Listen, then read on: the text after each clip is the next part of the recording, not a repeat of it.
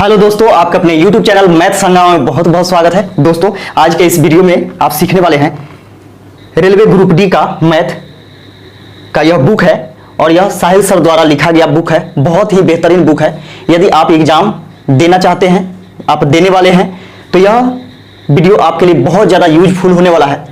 तो वीडियो में शुरू से लेकर के अंतिम तक बने रहें।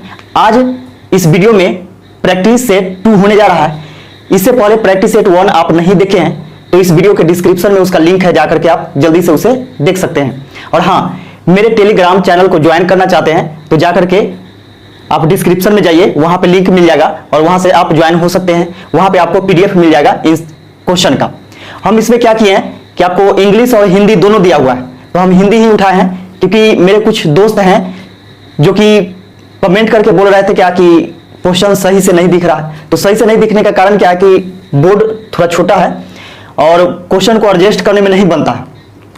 तो इसलिए आज हम क्या किए हैं कि साफ साफ दिखने के लिए इंग्लिश वाला को हटा दिए, हिंदी वाला है। तो आपको इंग्लिश और हिंदी दोनों में आपको क्वेश्चन मिल जाएगा। कहाँ? तो टेलीग्राम में मिलेगा। तो इस वीडियो के डिस्क्रिप्शन में उसका लिंक है, जाकर के आप उसे जरूर ज्वाइन कर सकते हैं। तो आइए हम लोग शुरू करते हैं आज का प्रैक्टिस सेट 2। तो देखिएगा इसका पहला क्वेश्चन। इसका पहला क्वेश्चन कहता है कि एक द्विघातीय समीकरण के मूल्यों का योग 3 है और मूल्यों का गुणनफल -28 है, तो द्विघातीय समीकरण ज्ञात कीजिए। यहां पे देखिएगा कि मूल्यों का योग क्या होता है, अल्फा प्लस बीटा होता है। अल्फा प्लस बीटा बराबर 3 दे रखा है और मूल्यों का गुणनफल क्या होता है, अल्फा इंटू बीटा होता है, बराबर -28 दे रखा है। हम लोगों से पूछा क्या कि इसका समीकरण क्या होगा। तो सूत्र देखिए होता है समीकरण निकालने का, समीकरण निकालने का सूत्र होता है, देखिएगा एक्स स्क्वायर माइनस मूल्यों का योग यानी alpha plus beta into x. देखिएगा एक्स स्क्वायर माइनस मूल्यों का योग इंटू एक्स प्लस में मूल्यों का गुणनफल यानी अल्फा इंटू बीटा बराबर 0, ये सूत्र होता है। अब इसी पर क्या करना है कि इसको बैठा देना है। तो देखिएगा कि x square minus alpha plus beta का वैल्यू क्या है, तो 3 है। तो 3 गुने एक्स 3x, 3 इंटू एक्स हो जाएगा आपका 3x प्लस में अल्फा इंटू बीटा का मान क्या है, तो -28 बराबर 0। अब यहां पे देखिएगा कि x square minus 3x plus minus क्या हो जाएगा, -28 बराबर 0, और यही आपका समीकरण आ जाएगा और यही इसका आंसर हो जाएगा। अगला क्वेश्चन देखिएगा। अगला क्वेश्चन है कि धारा की गति 2 किलोमीटर प्रति घंटा। धारा की गति मतलब क्या कि वाटर, यानी वाटर का जो चाल है वह 2 किलोमीटर पर आवर है। नाव 36 किलोमीटर जाती है और आरंभिक बिंदु पर वापस पहुंचने में 7.5 घंटे का समय लेती है। नाव जो है वह कितना दूरी तय करती है, तो 36 किलोमीटर जाती है और उतना ही आती है, और जाने और आने में उसे 7.5 घंटे का कुल समय लगता है। स्थिर पानी में नाव की गति क्या है। अब सोचिएगा कि जो चीज पूछा जाता है वह आपके ऑप्शन में ही रहता है। अब यहां पे देखिए कि टोटल दूरी जो है यानी कुल दूरी वह है 36 किलोमीटर, जाने का भी, और इसके बाद इतना ही फिर क्या करता है कि आता है, यानी एक बार जाता है और एक बार आता है। तो यहां पे एक चीज आपको पता होगा कि धारा के दिशा में चाल। तो देखिएगा धारा के दिशा में चाल, धारा के दिशा में चाल, एक होता है धारा के विपरीत दिशा में चाल। धारा के विपरीत दिशा में चाल, इसको समझिएगा। धारा के दिशा में चाल क्या होता है, तो बोट प्लस वाटर, धारा की चाल प्लस नाव की चाल। और धारा के विरुद्ध या विपरीत दिशा में चाल क्या होता है, तो नाव की चाल, बोट की चाल माइनस वाटर की चाल, यानी नाव की चाल माइनस धारा की चाल। अब यहां पे देखिएगा कि हम लोगों को मालूम है क्या, 2 किलोमीटर प्रति घंटा वाटर की चाल और नाव की चाल पूछ रहा है। अब यहां पे देखिए कि इसको आप बनाइएगा तो समीकरण पर जाएगा और बहुत ज्यादा समय लगेगा। तो इसको देखिए कि बाई ऑप्शन कैसे बनाया जाता है। तो यहां पे हम क्या करते हैं कि ऑप्शन लिख लेते हैं।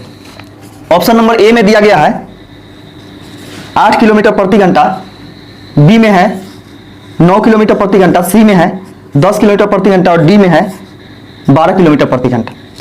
और यहाँ पे देखिए कि कुल समय जो लगता है यानी टाइम जो है वह 7.5 घंटा लगता है, जाने में भी और आने में भी।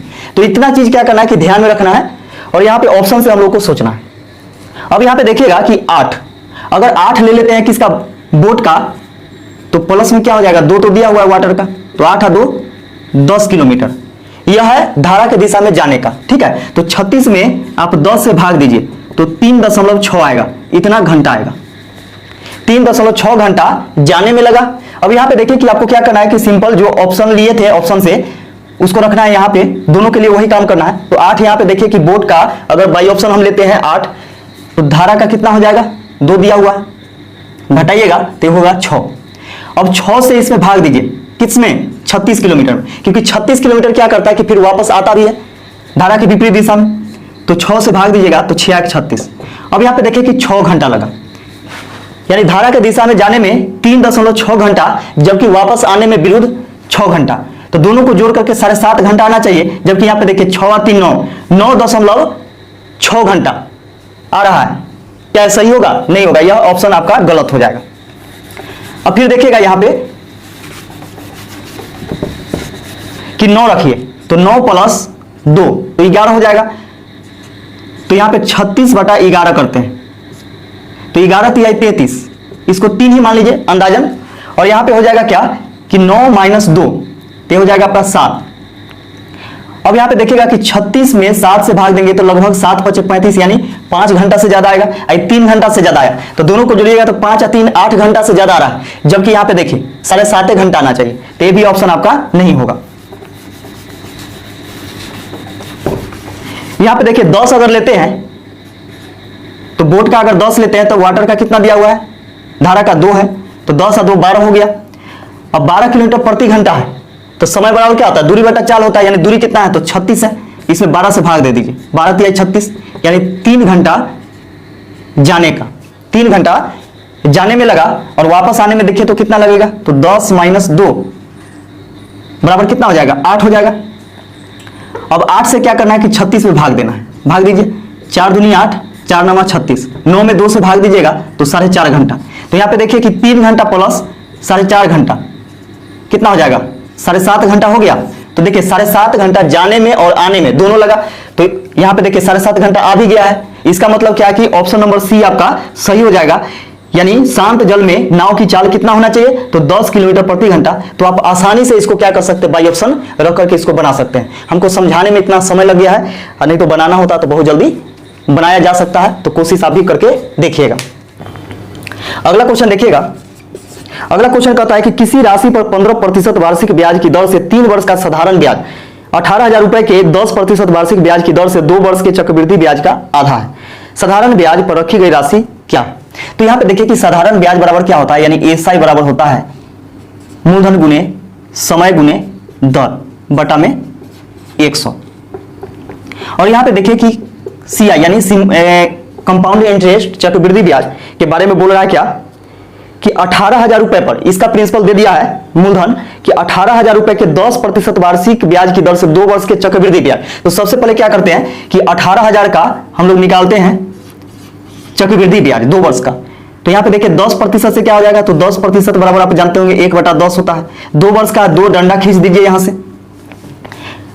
लकीर मेथड से आप बनाइए इसको। अब देखिए 1/10 है, इसका मतलब इसमें 1/10 से गुना कीजिएगा तो 0 से 0 कैंसिल हो जाएगा, यानी 1800 बार में। तो पहले साल में जितना ब्याज लगता है साधारण ब्याज उतना ही दूसरे साल में, तो दूसरा साल में भी 1800 होगा। चक्रवृद्धि ब्याज का मतलब होता है ब्याज का ब्याज, यानी पहले साल के ब्याज का ब्याज जाएगा दूसरे साल में। फिर 1800 का 1/10 कीजिएगा तो 0 से 0 कट जाएगा, यानी 180 हो जाएगा। अब ये सबको जोड़ दीजिएगा तो ये चक्रवृद्धि ब्याज आ जाएगा। तो देखिए 18 दूनी 36 1 3780, 18 दूनी 36 1 3780, तो 3780 आ गया चक्रवृद्धि ब्याज। अब यहां से बोल रहा है क्या कि किसी राशि पर 15% वार्षिक ब्याज की दर से 3 वर्ष का साधारण ब्याज 18,000 रुपए के 10% वार्षिक ब्याज की दर से 2 वर्ष के चक्रवृद्धि ब्याज का आधा है। तो देखिएगा यहाँ पे चक्रवृद्धि ब्याज का ये आधा है, चक्रवृद्धि ब्याज का ई आधा है। अब दोनों को बराबर करने के लिए क्या करना होगा कि इसको आधा करना होगा, तो दोनों बात यहां से क्या हो जाएगा, बराबर हो जाएगा, क्योंकि बोला था इसका ई आधा है, तो दोनों को बराबर करने के लिए क्या करना होगा, इसको आधा करना होगा। आधा मतलब क्या, 2 से भाग। अब यहाँ पे देखिए कि क्वेश्चन बन गया। अब इसका जो वैल्यू दिया हुआ है, इसका वैल्यू हम लोग पुट करते हैं। तो ऐसा यानी साधारण ब्याज कितना राशि था वो चीज पूछ रहा है, यानी पी बराबर नहीं मालूम है, तो पी गुने टाइम कितना है, तो 3 वर्ष दिया हुआ है इसके लिए, और रेट कितना है, तो 15% बटा में 100 बराबर 3780 बटा में 2। इसको काटिएगा तो ये हो जाएगा आपका 5 तिहाई 15, और ये हो जाएगा आपका 20 बचे 100। 3 तिहाई 9, यहाँ पे गुना करके डायरेक्ट काट देते हैं, तो 3 तिहाई 9, 9 से काटेंगे 9 चौके 36, 9 दूनी 18, यानी 420 बार में। 2 से काटिएगा एक कट जाएगा आपका 2 दूनी 4, 2 एकम 2, यानी 210 बार में। अब यहाँ पे देखिए भाग में 20 है, उधर जाएगा तो गुना में, यानी P बराबर हो जाएगा 210 गुने 20, 0 0, 2 एकम 2, 2 दूनी 4, यानी 4200 रुपए साधारण ब्याज पर यह लगाया था, और यही इसका आंसर हो जाएगा। अगला क्वेश्चन देखिएगा। अगला क्वेश्चन है कि 105 लीटर दूध से भरे हुए बर्तन में से 21 लीटर निकाल लिया जाता है और फिर उसे पानी से भर दिया जाता है। यह 2 बार किया जाता है, और बर्तन में शेष दूध की मात्रा क्या है। तो देखिएगा शेष दूध की मात्रा जब भी निकालना हो, तो यहां पे देखिए एक चीज ध्यान रखिएगा, कुल कितना है दूध, 105 लीटर है, जिसमें से क्या किया जाता है कि कितना निकाला जाता है, 21 लीटर निकाला जाता है, 21 लीटर निकाल लिया जाता है। इसको काटिएगा तो 21 से कम 21, 21 से काटिएगा तो 5 बार में, यानी 1/5। आप कह सकते हैं कि प्रत्येक 5 लीटर में 1 लीटर निकाला जाता है, तो शेष बच जाता है कितना, तो 4/5। 5 लीटर में 1 लीटर निकाल लिया जाता है, इसका मतलब 4/5 शेष बच जाता है। तो यहां पे देखिएगा कि कुल दूध का कितना बचता है, तो कुल दूध कितना है, 105 लीटर है, और इतना का कितना बच रहा है, 4/5 पहले बार में। फिर दूसरे बार में कितना, तो जितना बार बोलेगा ना उतना पावर चढ़ा दीजिए इसका, 2 बार 3 बार, 3 बार भी बोलेगा तो क्या करना है कि 3 पावर चढ़ा देना इसको निकाल करके। अब देखिए कुल दूध का इतना शेष बचा हुआ है, दूध का मात्रा, बाकी बार पानी होगा। तो यहाँ पे देखिए 105 लीटर का, तो 105 लीटर का गुना, यानी 4 के स्क्वायर 16, 5 के स्क्वायर 25। इसको काटेंगे 5 दूनी 10, 5 एकम 5, 5 25, अब नहीं कटेगा, 16 एकम 16 के 6, 16 दूनी 32, 1 33 बटा में 5, 5 छक 30, 5 सत्ते 35, 1 बचेगा दशमलव, 5 दूनी 10, यानी 67.2 67.2 लीटर शेष दूध बचेगा, बाकी बात क्या हो जाएगा, पानी। तो यही आपका आंसर हो जाएगा 67.2 लीटर। अगला क्वेश्चन देखिएगा। अगला क्वेश्चन कहता है कि मनीष 20 किलोमीटर प्रति सेकेंड की गति से एक मोटरसाइकिल चलाता है। यदि वह प्रत्येक 1 घंटे में 15 मिनट आराम करता है, तो उसके द्वारा 324 किलोमीटर की दूरी तय करने के लिए लिया गया समय ज्ञात कीजिए। यहां पे समझिएगा चाल कितना है, तो 20 मीटर पर सेकेंड। तो इसको क्या करना है कि किलोमीटर प्रति घंटा में बदलना है, क्योंकि जो दूरी दिया हुआ है वह किलोमीटर में है, ठीक है। तो इसको किलोमीटर प्रति घंटा में बदलिएगा, तो 20 मीटर प्रति सेकेंड को किलोमीटर प्रति घंटा में बदलने के लिए क्या करते हैं, तो 18/5 से गुना करते हैं। 5 चौके 20, 18 चौक 72 किलोमीटर प्रति घंटा, यानी 72 किलोमीटर पर आवर इसका चाल हो जाएगा किलोमीटर में, ठीक है। अब इसको दूरी कितना तय करना है, तो 324। अब देखिए आराम कर रहा है, उसको रहने दीजिए। अब सबसे पहले देखते हैं कि हकीकत समय कितना लगता है। तो समय बराबर होता है, समय बराबर दूरी बटा चाल। तो दूरी कितना है, तो 324 किलोमीटर है। चाल मालूम है हम लोग को 72 किलोमीटर प्रति घंटा। इतना किलोमीटर है, किलोमीटर प्रति घंटा। किलोमीटर से किलोमीटर कैंसिल हो गया, इससे काटिएगा तो 4 इसको काटिएगा तो कितना बार में कटेगा, 8 9 72, 4 2 6 3 9, 9 8 72, 9 से कटेगा, 9 3 27, 9 6 54। इसका तो 4 से 4 दूनी 8, 4 9 36, 9/2 घंटा। 9/2 घंटा मतलब क्या है, 4.5 घंटा। यानी 4 घंटा 30 मिनट, 4.5 घंटा मतलब 4 घंटा 30 मिनट, यानी हकीकत समय जब नहीं रुकेगा तो हकीकत समय कितना लग रहा है, 4 घंटा 30 मिनट लग रहा है। अब सोचिए कि प्रत्येक घंटा चलने के बाद यानी 1 घंटा चलता है और 15 मिनट क्या करता है कि आराम करता है। तो सोच के देखिए कि ऐसा कितना बार होगा, तो 4 घंटा 30 मिनट में 4 बार होगा। यहां से समझिएगा कि 4 घंटा 30 मिनट में क्या होगा कि 4 बार ही ऐसा होगा, क्योंकि 30 मिनट में तो आराम नहीं करेगा। फिर जैसे पूरा 1 घंटा पूर जाता है, जैसे 5वां घंटा मान के चलिए पहला घंटा आराम करेगा, देखिएगा कि पहला घंटा क्या होगा कि जैसे ही 1 घंटा पूरेगा आराम करेगा 15 मिनट, फिर दूसरा घंटा पूरेगा फिर 15 मिनट आराम करेगा, फिर तीसरा घंटा पूरेगा फिर 15 मिनट आराम करेगा, चौथा घंटा पूरेगा फिर 15 मिनट आराम करेगा। अब सोच के देखिए कि 5वां घंटा पूरेगा तब ना फिर आराम करेगा, इसके बीच में आराम नहीं करेगा, यानी 4.5 घंटा में सिर्फ 4 बार आराम करेगा वो। पहला घंटा कंप्लीट होने के बाद, दूसरा घंटा कंप्लीट होने के बाद, तीसरा घंटा, चौथा घंटा। तो देखिए कितना देर आराम किया, तो आराम किया यह 15, 15:30, 15:45, 15:60 यानी 60 मिनट। 60 मिनट बराबर 1 घंटा। तो यहां से देखिए कि कुल समय लगेगा इसको कितना, तो कुल समय लगेगा 4 घंटा 30 मिनट, तो उसका हकीकत समय है। अब इसमें 1 घंटा आराम करने का जोड़ दीजिए, 1 घंटा जोड़ दीजिएगा तो 5 घंटा 30 मिनट पर पहुंचा। इसका मतलब क्या कि 5 घंटा 30 मिनट, ठीक है, 5 घंटा 30 मिनट यहां से लिख लीजिए ऐसे 5 घंटा 30 मिनट। तो यही इसका आंसर हो जाएगा कि 5 घंटा 30 मिनट टोटल समय इसको लगता है वहां तक पहुंचने में आराम करते हुए। तो यही इसका आंसर हो जाएगा। अगला क्वेश्चन देखिएगा, अगला क्वेश्चन है कि x माइनस ए अनुपात x माइनस बी अनुपात x माइनस सी बराबर दे दिया है 9:7:5। तो पूछ रहा है, दिया हुआ है फिर भी जहां इतना यानी x बराबर a प्लस बी प्लस सी बटा में 2। तो हम लोगों से पूछा क्या कि a अनुपात b अनुपात c का मान क्या होगा। तो यहां पे समझिएगा कि इतना बराबर इतना, यदि अनुपात में हम लोग लेते हैं तो इतना बराबर इतना होगा, यानी कहने का मतलब क्या है कि x माइनस a बराबर हो जाएगा 9, x माइनस b बराबर हो जाएगा 7 और x माइनस c बराबर हो जाएगा 5, x माइनस c बराबर हो जाएगा 5। दोनों तरफ क्या कीजिए कि जोड़ दीजिए, इसको क्या करना है कि दोनों तरफ जोड़ देना। तो जोड़िएगा तो 1 2 3 यानी 3x, इस सबको जोड़िएगा तो minus a minus b minus c होगा बराबर कितना, तो 9 7 16 16 5 21 हो गया। अब यहां पे देखिए कि 3x माइनस यदि कॉमन लेते हैं तो a plus b plus c बचेगा बराबर कितना, तो 21। अब यहां पे देखिए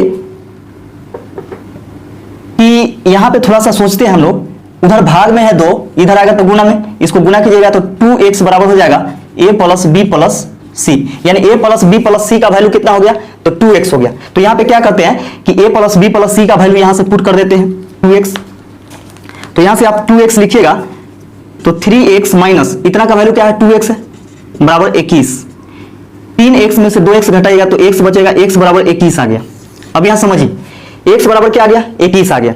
अब सोचिए x बराबर 21 आ गया, यहां पे रखेंगे x बराबर 21, 21 को उधर ले जाकर के घटाइएगा, 21 इसके लिए भी, 21 इसके लिए भी और 21 इसके लिए भी। 21 को घटाइएगा उधर, या फिर 21 में से कितना घटाइएगा कि 9 आ जाएगा। a का मान निकालने के लिए क्या करेंगे, जैसे मैं 1 निकाल करके हम बता देते हैं आपको, x माइनस a बराबर कितना है 9 है, तो x का मान कितना है 21 माइनस a बराबर 9।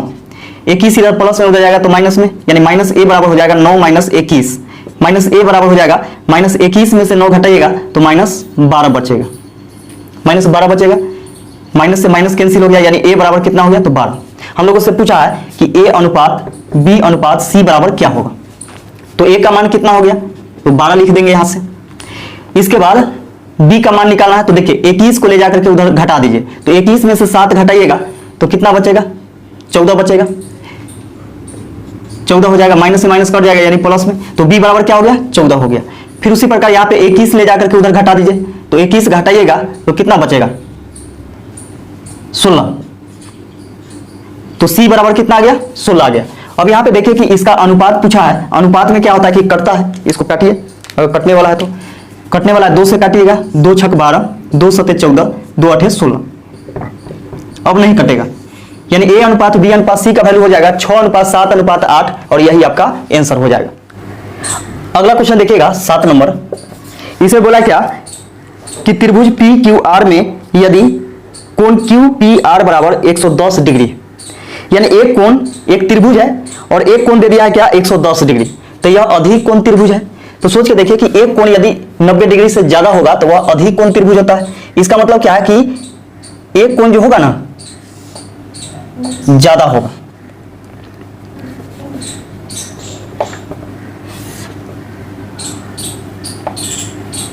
ऐसे कर देते हैं, ऐसे त्रिभुज बना देते हैं। पहले इसका नामकरण कर देते हैं त्रिभुज PQR, त्रिभुज PQR, ये त्रिभुज हो गया। अब यहां पे देखिएगा कि यदि कोण QPR, एक काम कीजिए यहां पे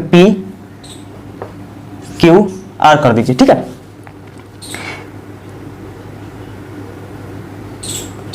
तो यहां पे समझिएगा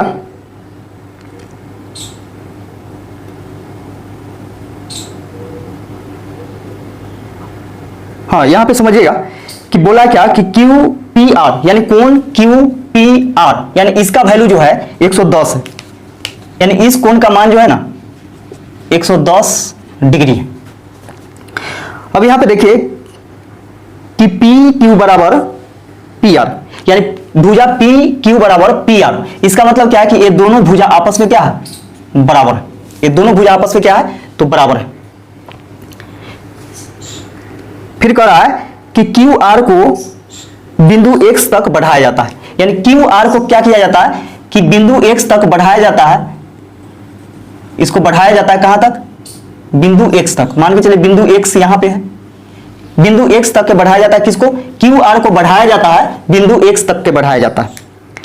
तो हम लोगों से पूछा है कि कोण XPR का मान ज्ञात कीजिए। देखिए कोण XPR बराबर क्या होगा, यानी कोण XPR, कोण XRP, सॉरी कोण XRP, यानी इसका वैल्यू पूछा है हम लोगों से कि क्या होगा। ध्यान से समझिएगा। देखिए यहां पे कि कोण P बराबर, यानी ये वाला कोण बराबर दे दिया है 110 डिग्री, और दोनों भुजा आपस में क्या है? समान है। इसका मतलब जब दो भुजा आपस में समान होता है किसी भी त्रिभुज का, तो दो कोण भी समान होता है, यानी बराबर होता है। तो सोचिए आप कि किसी भी त्रिभुज के तीनों कोणों का योग कितना होता है? तो 180 डिग्री होता है। तो यहां पे देखिए कि 180 डिग्री में से 110 डिग्री घटा दीजिए। 110 डिग्री घटाएंगे तो कितना बचेगा? 70 डिग्री बचेगा, और 70 के आधा कर देंगे, 2 भाग करेंगे, क्योंकि बराबर बराबर बांटना है। तो 35 दूनी 70। इसका मतलब क्या है कि ए वाला भी कोण 35 डिग्री होगा और ए वाला कोण भी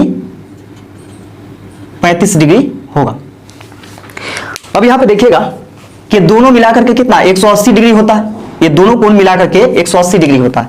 जैसे मान चलिए एक सीधी रेखा है और यहां से कहीं से भी एक लकीर को यहां पे डाल दीजिए इस रेखा पर, तो दोनों कोणों का योग जो होता है क्या होता है? 180 डिग्री होता है। तो उसी प्रकार यहां पे देखिए कि दोनों कोणों का योग क्या हो जाएगा? 180 डिग्री हो जाएगा। तो यहां से हम लोग लिख सकते हैं कि कोण XPR बराबर, दोनों का मान कितना होता है? 180 होता है। तो 180 में से हम क्या करेंगे कि 35 डिग्री घटा देंगे, क्योंकि ये वाला 35 डिग्री है। तो 180 में से 35 डिग्री घटा दीजिएगा तो इसका मान निकल जाएगा, यानी कोण XPR का यहां से निकाल दीजिए। 10 में से 5 घटेगा 5, ये बच जाएगा आपका 7, 7 में से 3 घटाइएगा तो 4, ये हो गया 1, यानी 145 डिग्री। तो यही आपका आंसर हो जाएगा, कोण XPR बराबर 145 डिग्री। अगला क्वेश्चन देखिएगा।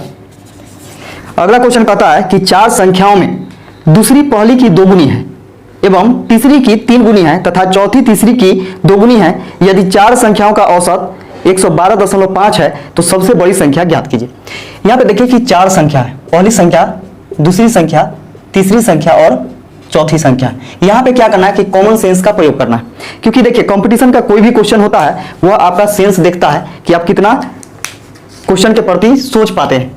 तो यहां पे देखिएगा कि इसमें आपको दिया हुआ है कि चार संख्या में दूसरी पहली की दोगुनी, यानी दूसरी संख्या जो है ना पहली का दोगुनी। तो ऐसा यहां पे संख्या चुनना है कि इसका दोगुना होना चाहिए। अगर एक मान लेते हैं तो इसका दोगुना दो होगा, यानी जितना पहला संख्या होगा उसका ये दोगुना होगा। फिर देखिएगा और बोला तीसरी की तिगुनी है। यहां पे समझिएगा कि दूसरी संख्या जो है ना पहली का दो गुना और तीसरी का तीन गुना। तो सोचिए कि इसका दो गुना इसका तीन गुना कब होगा, जब मान के चलिए कि यहां पे हम रख देते हैं कितना तीन, तो इसका तीन गुनी 6 होगा, दो गुना। क्योंकि जितना पहला संख्या मानिएगा उतना का दो गुना हो जाएगा कौन, दूसरी संख्या। और दूसरी संख्या जो है तीसरी का दो गुना, इसका मतलब तीन गुना, सॉरी तीन गुना। इसका मतलब क्या है कि अगर तीसरी संख्या को हम दो ले लेते हैं, अगर दो मान लेते हैं तो देखिए दूसरी संख्या जो है तीसरी का तीन गुना है कि नहीं, यानी दो में तीन से गुना कीजिएगा तो 6 आ जाएगा। और फिर देखिएगा यहां तथा चौथी तीसरी की दोगुनी है, तीन गुनी तथा चौथी जो है तीसरी की दोगुनी है। तो चौथी संख्या जो है तीसरी की दोगुनी है, तो तीसरा कितना है, दो है, तो ये कितना हो जाएगा, 4 हो जाएगा इसका दो गुना। अब यहां से संख्या हम लोग को पता चल गया। अब देखिएगा कि इन चार संख्याओं का औसत 112.5 है। तो औसत बराबर आप जानते होंगे ये अनुपात में ही है, अनुपात में ही ले लीजिए इसको। अब यहां पे देखिए कि औसत बराबर क्या होता है, सभी प्रेक्षणों का योग बटा में संख्या। तो इसको जोड़िए सबको, तो 6 4 10 2 12 3 15, अनुपात में 15 योग आ गया। तो योग आ बटा में संख्या, तो चार संख्या तो 4 से भाग दे दीजिए।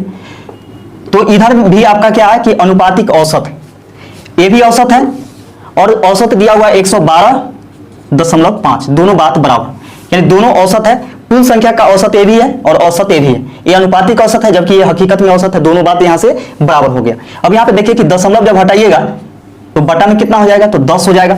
यहां से काट कूट कीजिए, इसको काटते हैं तो 15 से कट जाएगा क्या, 15 से डायरेक्ट काटिए,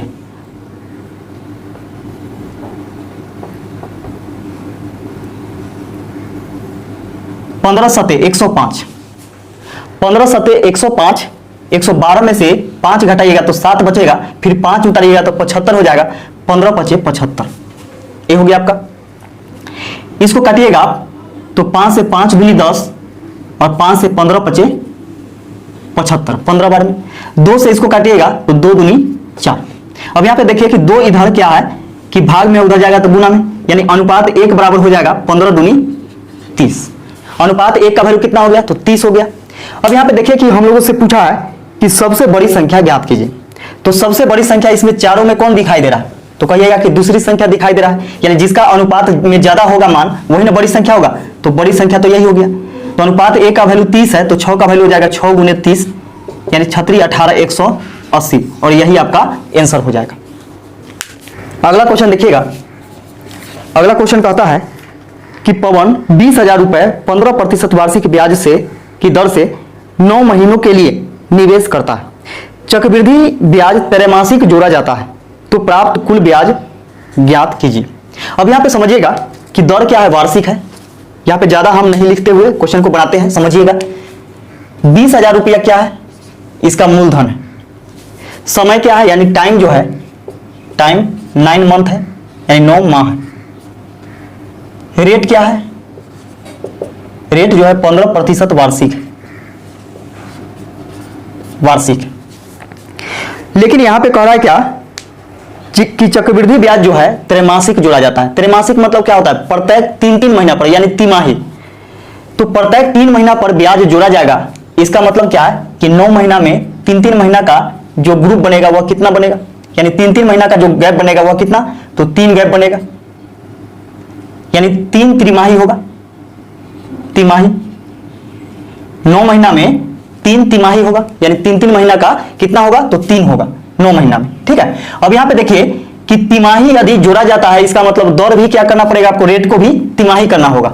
तो सोचिए कि ये 1 वर्ष में, क्योंकि वार्षिक है, रेट जो है यह वार्षिक है, तो वार्षिक को आपको क्या करना है कि तिमाही करना है, यानी त्रैमासिक करना है। तो यहां पे देखिए कि 1 साल में 4 तिमाही होता है, 1 साल में 4 तिमाही होता है। यदि आप 15 में 4 से भाग दे दीजिएगा तो यह हो जाएगा आपका प्रत्येक तिमाही।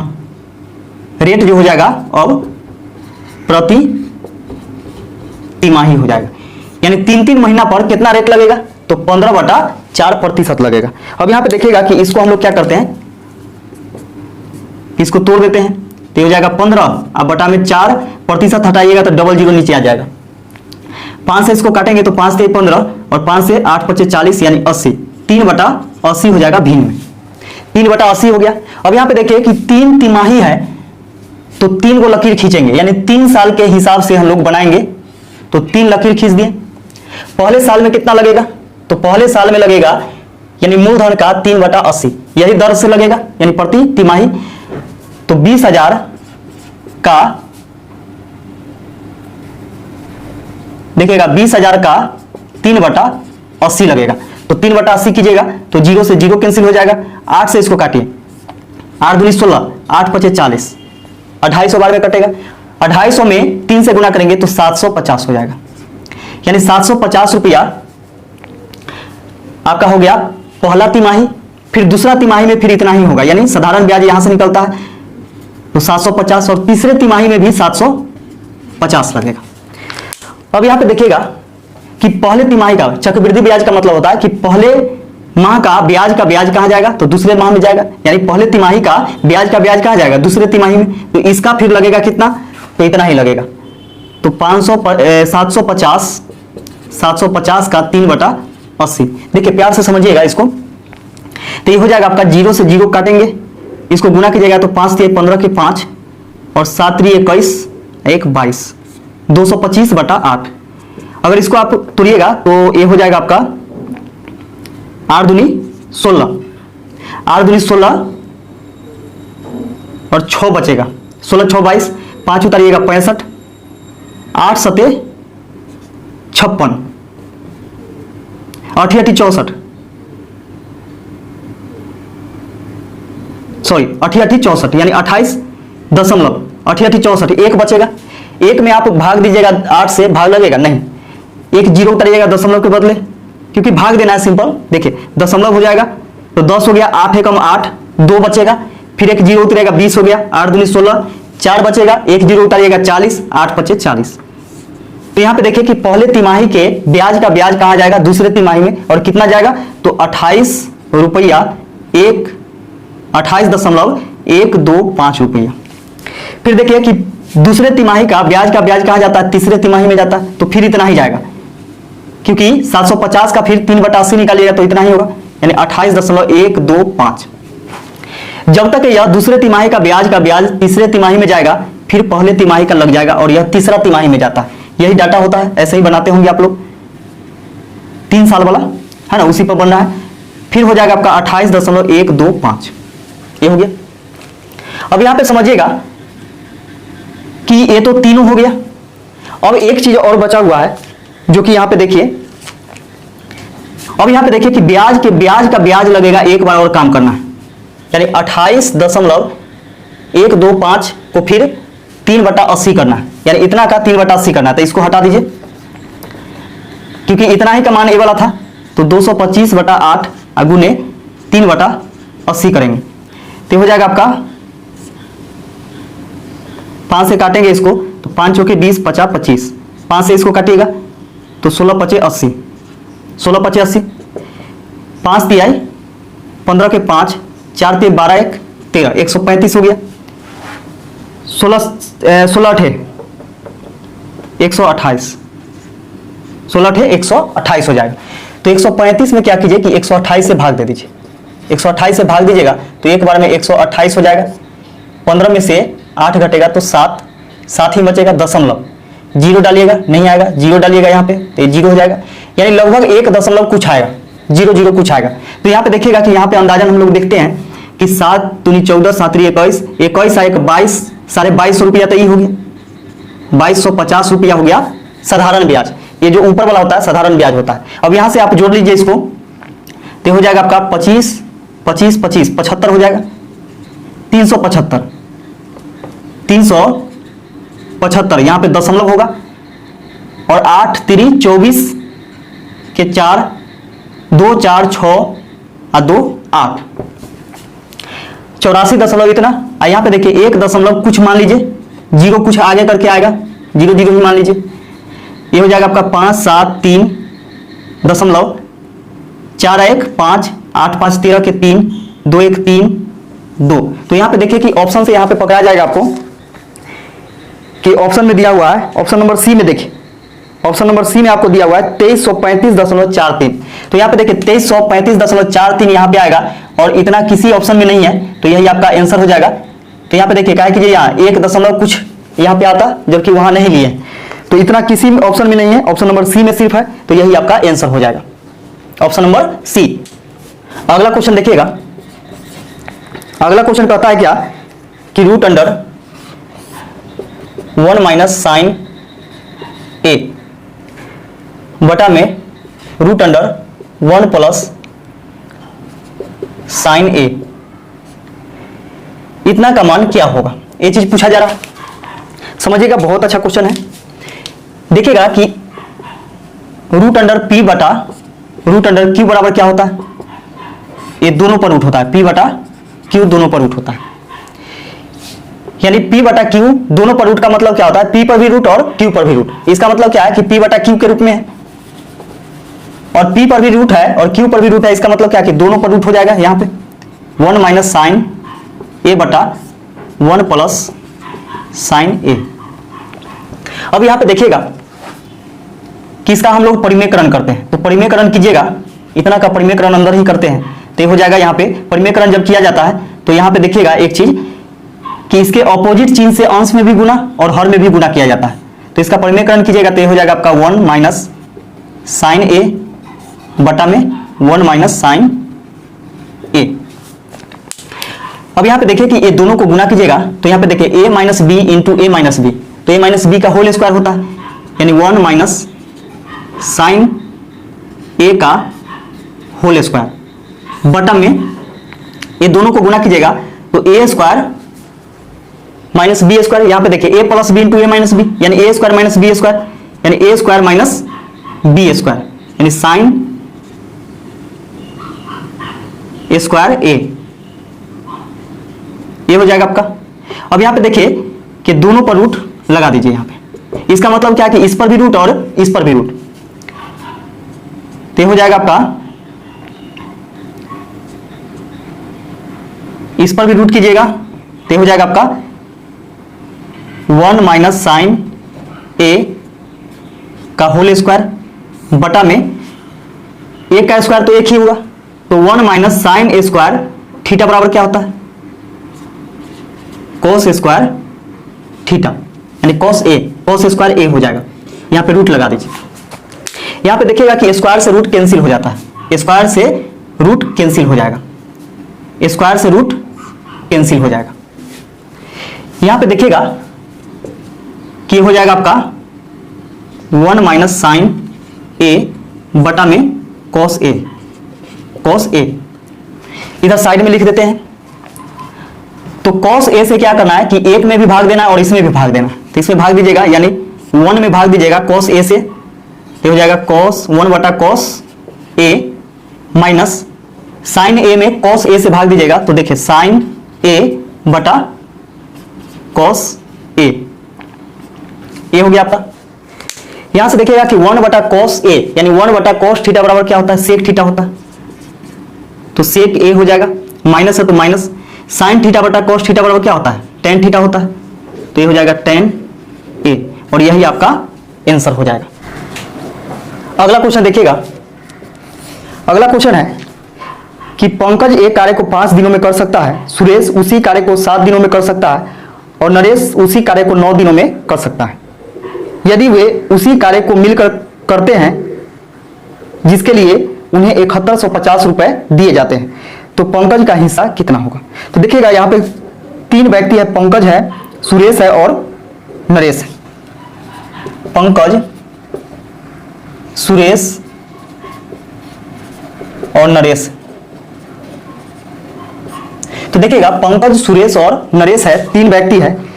पंकज को लगता है 5 दिन, पंकज को लगता है 5 दिन, सुरेश को लगता है 7 दिन और नरेश को लगता है 9 दिन। अब 9, 7 और 5 का एलसीएम निकालिएगा तो यहां पे देखिएगा इन तीनों का एलसीएम हो जाएगा एलसीएम 7 × 5 = 35, 35 × 9, या फिर यहाँ पे देखिए 5 × 7 × 9, 5 से 5 कैंसिल हो गया। और यहाँ पे देखिए ऐसे निकालना है, इसका निकालना है ना, तो इसको ढक दीजिए। तो देहाती भाषा में बोला जाता है इसको ढकढकिया मेथड, ठीक है। अब कहिएगा कौन सा मेथड है, ये ढकढकिया मेथड है, यानी जिसको निकालना है इसको ढक दीजिए और दोनों को गुना करके लिखिए।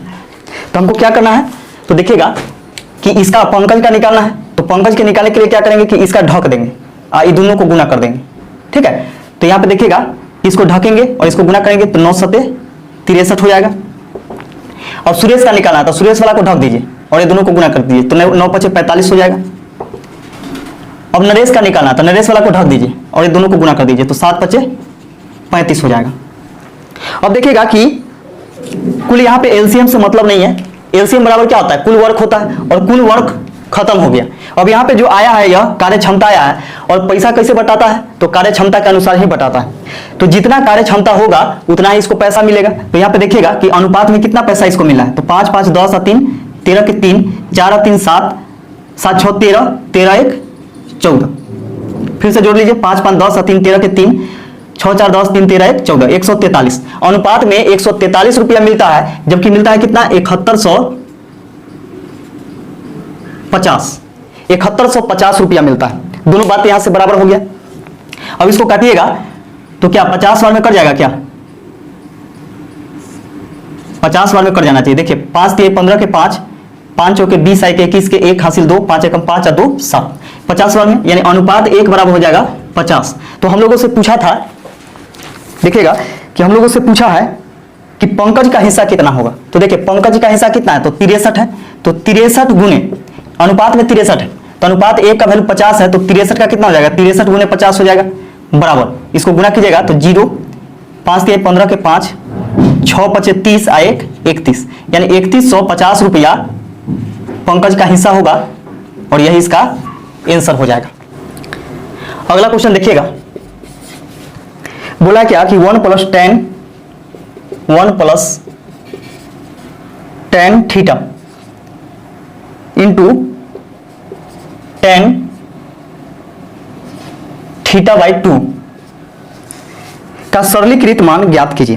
यानी इसको यदि हम सरलीकृत करेंगे तो इसका मान क्या आएगा। तो यहां पे देखिएगा कि हम क्या करते हैं कि थीटा की जगह 60 डिग्री पुट करते हैं, ठीक है। तो 60 डिग्री पुट करते हैं, माना कि थीटा बराबर 60 डिग्री यहां पे मान लेते हैं। तो थीटा बराबर क्या करते हैं कि 60 डिग्री मान लेते हैं। तो यहां पे देखिए, तो ऐसा चीज मानना है कि जो उसका मान निकाला जा सकता है। तो देखिए यहां पे 1 + 10, यहां पे जहां पे थीटा है वहां पे क्या करेंगे कि 60 डिग्री रखेंगे। तो 10 60 डिग्री इंटू 10 60/2, इसको काटिएगा तो 30 हो जाएगा। तो यहां से आप ये भी कह सकते हैं कि हो जाएगा आपका 1 + 10 60 डिग्री इंटू 10 30 डिग्री। अब इसको निकालिएगा, इसको सरलीकृत कीजिएगा तो हो जाएगा 1 + 10 60 डिग्री का मान क्या होता है, तो √3 होता है, गुने यहाँ पे गुना का चिन्ह है यानी इंटू का है, इंटू 10 30 डिग्री का मान क्या होता है, तो 1/√3 होता है। यानी 10 60 का मान क्या होता है, √3 होता है, जबकि 10 30 का मान होता है 1/√3 होता है। अब यहाँ पे इसको क्या कीजिए कि काट दीजिए इसको। तो इसको काटेंगे तो √3 से √3 कैंसिल हो जाएगा, बच गया क्या 1 1 = 1, यानी 1 + 1 = 2 बच गया है। अब यहाँ पे देखिए कि अब बाई ऑप्शन हम लोग देखेंगे। तो बाई ऑप्शन देखते हैं, तो सबसे पहले क्या करते हैं कि ऑप्शन लिख लेते हैं। यहाँ पे ऑप्शन नंबर ए में दिया हुआ है हम लोग को कि sin θ/2, sin θ/2। बी में है cos θ, सी में है sec θ, और डी में है sin θ। sin θ तो यहां पे देखिएगा कि sin θ/2, तो थीटा की जगह क्या रखना है, तो 60 रखना है। अगर इसको आप काटिएगा तो कितना हो जाएगा, 30 हो जाएगा, और sin 30 डिग्री का मान होता है 1/2। जबकि हमको क्या करना है कि सोचना है ऑप्शन में कि इतना के बराबर, यानी जो सॉल्व करके आए हैं सॉल्व करके लाए हैं 2, इसके बारे में सोचना है क्या कि ऑप्शन में किसका वैल्यू 2 होगा। तो देखिए यहाँ पे कि थीटा का मान यदि हम यहाँ पे रखे हैं 60 डिग्री, तो यहाँ भी आपको 60 डिग्री रखना पड़ेगा ऑप्शन में। तो ऑप्शन में देखिएगा यहाँ पे कि साइन थीटा बटा 2, तो थीटा का मान कितना है, तो 60 है, तो 2 से भाग दीजिएगा तो 30 हो जाएगा, यानी साइन 30 डिग्री का मान होता है 1/2। तो यहाँ पे देखिए 1/2 आ गया, जबकि आना चाहिए 2, तो इसलिए क्या होगा कि ऑप्शन नंबर 1 गलत हो जाएगा। बी में देखिएगा कि cos 60, तो यहाँ पे देखिएगा cos 60, क्योंकि थीटा का मान क्या है 60 है, तो cos 60 का मान क्या होता है 1/2 होता है, तो ये भी नहीं होगा आपका बी नंबर। यहाँ पे देखिए कि सेक थीटा है, तो यहाँ पे 60 रखिएगा, तो सेक थीटा यानी सेक 60 डिग्री का मान क्या होता है, तो 2 होता है। सेक 60 डिग्री का मान कितना होता है, तो 2 होता है, और देखिए 2 आ गया, तो यही इसका आंसर हो जाएगा ऑप्शन नंबर सी। जबकि यहाँ पे देखिए कि साइन 60 का मान रखिएगा, साइन 60 डिग्री का मान रखिएगा, तो इसका क्या होता है √3/2 होता है, तो ऑप्शन नंबर डी भी नहीं होगा, यानी ऑप्शन नंबर सी आपका आंसर हो जाएगा। अगला क्वेश्चन देखिएगा, अगला क्वेश्चन है कि निम्न व्यंजक में ए का मान ज्ञात कीजिए। दिया हुआ देखिएगा यहाँ पे दिया हुआ √7/9 और इसका पावर है a+5, और यहाँ करनी के पावर 4 है, करनी के पावर क्या है 4 है, बराबर में है 729 और बटा में 343, 729 बटा में 343। अब यहाँ पे देखिए कि a का मान हम लोगों से पूछा है कि क्या होगा, इसको हम लोग लिखते हैं कि 7/9 और इसका पावर देखिए कि a+5 है, और जब रूट हम लोग हटाते हैं ना, तो यहाँ पे देखिए कि करनी के पावर जो है इसके बटा में चलाता है, यानी इसके बेस के पावर के बटा में ये वाला आ जाता है करनी का पावर, तो इसके बटा में लिख देंगे कितना, तो 4। जैसे ही रूट हटाते हैं हम लोग, तो ये नियम होता है कि यहाँ पे करनी का पावर जो है इसके बटा में आ जाता है, इसके बेस के पावर के बटा में, बराबर इसको आप लिख सकते हैं 9 के क्यूब और बटा में 7 का क्यूब, क्योंकि 9 के क्यूब कितना होता है 729 होता है, और 7 का क्यूब कितना होता है तो 343 होता है, इतना आप लिख सकते हैं। अब यहाँ पे देखिएगा कि ये है आपका 7/9 के पावर a+5/4 बराबर। अब यहाँ पे देखिए कि ये दोनों के क्यूब यानी दोनों का पावर सेम है, इसका मतलब क्या कि 9/7 इसका होल पावर कितना हो जाएगा 3 हो जाएगा, क्योंकि आप जानते होंगे एक छोटा सा बेसिक समझिए कि p/q इसका पावर m का मतलब होता है p के पावर भी m और q के पावर भी m, तो वही यहाँ पे बात है कि p के पावर भी m है और q के पावर भी m है, इसका मतलब क्या कि p/q दोनों के पावर क्या हो जाएगा m हो जाएगा। उसी प्रकार यहाँ पे देखिए बराबर के इधर और उधर बेस से बेस करता है और पावर से पावर करता है कब, जब बेस बराबर हो या फिर पावर बराबर हो। तो यहाँ पे देखिए 7/9 है, जबकि यहाँ पे 9/7, तो कोई दिक्कत नहीं है। यहाँ पे आप इनवर्स आप पढ़े हैं, पहला वीडियो आप नहीं देखे हैं तो देख लीजिएगा, उसमें इनवर्स के बारे में बताया गया है। तो 7/9 के पावर है a+5/4 बराबर, यहाँ पे देखिएगा कि जब बेस को हम लोग पलट देंगे ना तो पावर में माइनस आ जाता है, तो इसको पलटिएगा बेस को, यानी 7/9 कीजिएगा तो पावर में क्या हो जाएगा माइनस लग जाएगा, तो -3 हो जाएगा। अब यहां से आप क्या कर सकते हैं कि इसको काट सकते हैं, तो इसको काटिएगा, क्योंकि यहाँ पे देखिए बेस से बेस अब समान हो गया, जब बराबर में बेस समान हो तो बेस से बेस कट जाता है, ये कैंसिल हो गया आपका, इधर उसको लिख देते हैं, तो इधर बच गया आपका a+5/4 अब बराबर -3, 4 इधर भाग में उधर जाएगा तो गुना में, तो a+5 बराबर हो जाएगा 4 × 12 यानी -12 हो जाएगा। यहाँ पे देखिए कि इधर जो है 5 जो है प्लस में उधर जाएगा तो माइनस में, यानी a बराबर हो जाएगा -12 तो पहले से है और -5 हो जाएगा, तो a बराबर हो जाएगा -12 5 17, तो a का वैल्यू कितना आ गया तो -17, और यही इसका आंसर हो जाएगा। अगला क्वेश्चन देखिएगा, बोला क्या कि एक दुकानदार क्रय मूल्य पर तथा दूसरा विक्रय मूल्य पर प्रतिशत लाभ की गणना करता है। यदि दोनों दुकानदार वस्तुओं को 3000 रुपए में बेचने पर 20% लाभ का दावा करता है, तो उसके लाभों का अंतर ज्ञात करें। तो यहां पे देखिए कि पहला दुकानदार, फर्स्ट लिख दीजिए पहला दुकानदार, और दूसरा दुकानदार इसको सेकेंड लिख दीजिए। यहां पे देखिए ज्यादा हम नहीं लिख रहे हैं, तो पहला दुकानदार और दूसरा दुकानदार, पहला दुकानदार क्या करता है कि क्रय मूल्य पर और दूसरा जो है विक्रय मूल्य पर गणना करता है क्या चीज का, लाभ का। तो यहां पे देखिएगा कि दोनों जो है 20% लाभ का दावा करता है। इसका मतलब है क्या कि पहला दुकानदार भी बोलता है क्या कि हमको भी 20% लाभ हुआ है, जबकि दूसरा दुकानदार कहता है कि हमको भी 20% का ही लाभ हुआ है। जबकि यहाँ पे फर्क क्या है कि पहला दुकानदार क्या करता है कि क्रय मूल्य पर लाभ का गणना करता है, जबकि दूसरा दुकानदार विक्रय मूल्य पर। तो दोनों का सेलिंग प्राइस जो दिया हुआ है यानी विक्रय मूल्य 3,000 रुपया है, इसका भी 3,000 रुपया है और इसका भी 3,000 रुपया। तो दूसरा दुकानदार जो है यह डायरेक्ट क्या करेगा कि गणना करेगा किस पर, तो विक्रय मूल्य पर ही। तो विक्रय मूल्य इसका 3,000 है और 3,000 का 20% निकालिएगा तो कितना लाभ होगा इसको, तो 3 दूनी 6 यानी 600 रुपया लाभ होगा। 600 रुपया इसको प्रॉफिट हुआ, 600 रुपया का प्रॉफिट हुआ। जबकि पहले दुकानदार के बारे में बोल रहा है क्या कि पहला दुकानदार जो है वह क्रय मूल्य पर लाभ कमाता है और ये भी 20%। तो सोच के देखिए कि क्रय मूल्य क्या होता है, यानी कॉस्ट प्राइस जो होता है हमेशा 100% होता है, 100%। अब यहां पे देखिएगा कि 100% होता है, जबकि यहां पे सेलिंग प्राइस दिया हुआ है, तो सेलिंग प्राइस जो होगा 20% लाभ जोड़ करके होगा। इसका मतलब क्या है कि कॉस्ट प्राइस 100% है और 20% लाभ कमा करके इतना में बेचता है। इसका मतलब क्या है कि 120% में बेचता है, 120% में बेचता है, लेकिन बेचता है 3,000 रुपए में। दोनों बात यहां से बराबर हो जाएगा। अब इसको काटिएगा तो 0 से 0 कैंसिल हो जाएगा और 12 से काटेंगे इसको तो 12 दूनी 24 और 12 पचे 60। 1% का वैल्यू आ जाएगा 25। तो यहां से हम लोग क्या करते हैं कि कॉस्ट प्राइस निकाल लेते हैं। कॉस्ट प्राइस निकाल लेते हैं तो कॉस्ट प्राइस कितना, तो 100% यानी इसका क्रय मूल्य जो हो जाएगा 2500 रुपया हो जाएगा।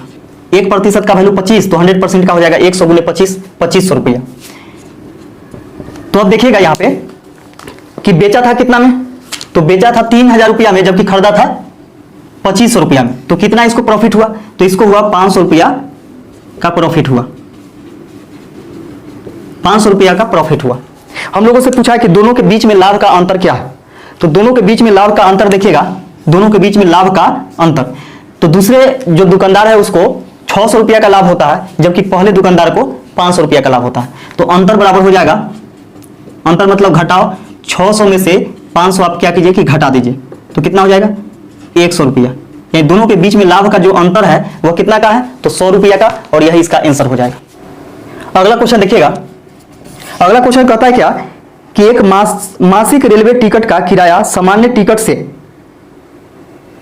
25% अधिक। देखिएगा कि सामान्य टिकट यानी जितना में टिकट मिलना चाहिए उससे कितना अधिक है, तो 25% अधिक। उसे एक सप्ताह आगे बढ़ाने के लिए 5% और देने पड़ते हैं। यानी कहने का मतलब क्या है कि मासिक जो है टिकट का दाम वह 25% अधिक है सामान्य से, लेकिन फिर अगर एक सप्ताह और बढ़ाया जाता है तो 5% एक्स्ट्रा चार्ज देना पड़ता है। अगर मासिक टिकट का किराया यानी आगे बढ़ाए जाने के साथ 84 रुपया है तो सामान्य टिकट का किराया कितना है। तो यहां से देखिए कि माना कि सामान्य टिकट का मूल्य बराबर 100 रुपया मान लीजिए। सामान्य टिकट का मूल्य जो है 100 रुपया है, तो वृद्धि जो भी होगा वो सब किस पर होगा, तो सामान्य मूल्य पर होगा। तो सामान्य मूल्य का देखिएगा, सामान्य मूल्य का अगर मासिक हम लोग देखते हैं तो 25% एक्स्ट्रा है यानी ज्यादा है।